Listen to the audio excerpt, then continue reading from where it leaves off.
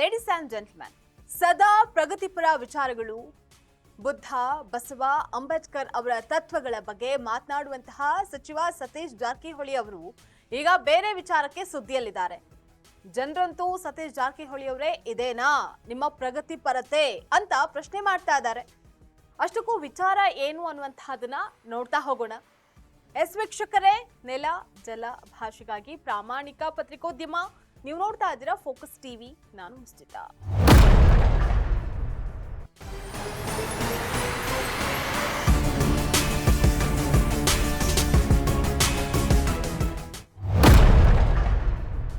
ದಾವಣಗೆರೆ ದಕ್ಷಿಣ ಕ್ಷೇತ್ರದಲ್ಲಿ ಎಸ್ ಮಲ್ಲಿಕಾರ್ಜುನ್ ಅವರ ಪುತ್ರ ಸಮರ್ಥ ಮಲ್ಲಿಕಾರ್ಜುನ್ಗೆ ಟಿಕೆಟ್ ನೀಡಿದ್ದನ್ನ ಸತೀಶ್ ಜಾರಕಿಹೊಳಿ ಸಮರ್ಥನೆ ಮಾಡಿಕೊಂಡಿದ್ದಾರೆ.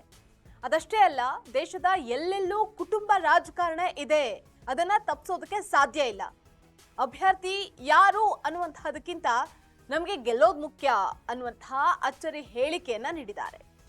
ಯಾವಾಗಲೂ ಸಿದ್ಧಾಂತ, ನೈತಿಕತೆಯ ಬಗ್ಗೆ ಮಾತನಾಡುವಂತಹ ಜಾರಕಿಹೊಳಿ ಅವರ ಬಾಯಲ್ಲಿ ಅನಿವಾರ್ಯತೆ ಅನ್ನುವಂತಹ ಮಾತು ಬಂದಿದ್ದು ಅನೇಕರಲ್ಲಿ ನಿರಾಸೆಯನ್ನ ಮೂಡಿಸಿದೆ. ಪ್ರಜಾಪ್ರಭುತ್ವದಲ್ಲಿ ಸಮಾನತೆ ಇರಬೇಕು, ಕಾರ್ಯಕರ್ತರಿಗೂ ಅವಕಾಶವನ್ನ ಕೊಡಬೇಕು ಅಂತ ಹೇಳ್ತಾ ಇದ್ದಂಥವ್ರು ಈಗ ಕೇವಲ ಗೆಲುವಿನ ಲೆಕ್ಕಾಚಾರಕ್ಕಾಗಿ ಕುಟುಂಬ ರಾಜಕಾರಣವನ್ನ ಒಪ್ಕೊಳ್ಳೋದು ಎಷ್ಟು ಮಟ್ಟಿಗೆ ಸರಿ ಅಂತ ಜನರು ಪ್ರಶ್ನೆ ಮಾಡ್ತಾ ಇದ್ದಾರೆ. ಸಮರ್ಥ ಮಲ್ಲಿಕಾರ್ಜುನ್ಗೆ ಟಿಕೆಟ್ ನೀಡಿರೋದನ್ನ ಸಮರ್ಥನೆ ಮಾಡಿಕೊಂಡ ಸತೀಶ್ ಜಾರಕಿಹೊಳಿ ಅವರು ಕೂಡ ಕುಟುಂಬ ರಾಜಕಾರಣದಿಂದ ಹೊರತೇನಿಲ್ಲ. ಇವರು ತಮ್ಮ ಮಗಳನ್ನ ಸಂಸದೆಯನ್ನಾಗಿ ಮಾಡುವಲ್ಲಿ ಯಶಸ್ವಿಯಾಗಿದ್ರು, ಮಗನನ್ನ ರಾಜಕೀಯಕ್ಕೆ ಇಳಿಸೋದಕ್ಕೆ ಸಿದ್ಧತೆಯನ್ನ ನಡೆಸ್ತಾ ಇದ್ದಾರೆ ಅನ್ನುವಂತಹ ಟೀಕೆಗಳು ಮೊದಲೇ ಇದ್ವು. ಇವರ ಸಹೋದರರಾದ ರಮೇಶ್ ಜಾರಕಿಹೊಳಿ, ಲಖನ್ ಜಾರಕಿಹೊಳಿ, ಬಾಲಚಂದ್ರ ಜಾರಕಿಹೊಳಿ ಕೂಡ ರಾಜಕೀಯದಲ್ಲಿ ಪಳಗಿದವರು, ಮಂತ್ರಿಗಳಾಗಿ ಶಾಸಕರಾಗಿಯೂ ಇದ್ವು.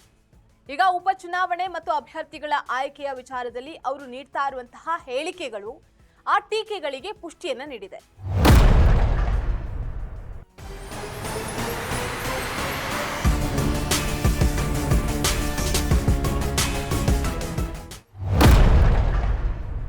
ಕೇವಲ ಶ್ರೀಮಂತ ಮತ್ತು ಪ್ರಭಾವಿ ಕುಟುಂಬಗಳಿಗೆ ಮಾತ್ರ ಟಿಕೆಟ್ ಅನ್ನೋದಾದ್ರೆ ದಶಕಗಳಿಂದ ಪಕ್ಷಕ್ಕಾಗಿ ದುಡಿದ ಸಾಮಾನ್ಯ ಕಾರ್ಯಕರ್ತನ ಗತಿ ಏನು?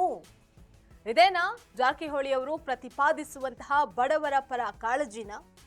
ಪ್ರಜಾಪ್ರಭುತ್ವದ ಆಶಯಗಳಿಗೆ ವಿರುದ್ಧವಾಗಿರುವಂತಹ ಈ ವಂಶ ಪಾರಂಪರ್ಯ ರಾಜಕಾರಣವನ್ನ ಅನಿವಾರ್ಯ ಅಂತ ಕರೆಯೋದು ಜವಾಬ್ದಾರಿಯುತ ಸ್ಥಾನದಲ್ಲಿದ್ದಂತಹವರಿಗೆ ಶೋಭೆ ತರೋದಿಲ್ಲ ಅಂತ ಸಾರ್ವಜನಿಕರು ಆಕ್ರೋಶವನ್ನ ವ್ಯಕ್ತಪಡಿಸಿದ್ದಾರೆ.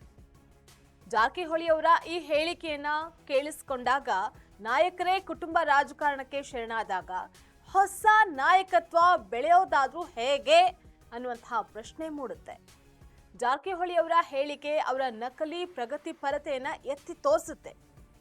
ಇನ್ನಾದ್ರೂ ಇವರು ತಮ್ಮ ಕುಟುಂಬ ರಾಜಕಾರಣಕ್ಕೆ ಫುಲ್ ಸ್ಟಾಪ್ ಇಡ್ತಾರಾ ಅನ್ನುವಂತಹದನ್ನ ಕಾದ್ ನೋಡ್ಬೇಕಾಗಿದೆ. ಇದಾಗಿತ್ತು ಇವತ್ತಿನ ಫೋಕಸ್ ಸ್ಪೆಷಲ್ ಸ್ಟೋರಿ. ನೆಲ ಜಲ ಭಾಷೆಗಾಗಿ ನೋಡ್ತಾ ಇರಿ ಫೋಕಸ್ ಟಿವಿ.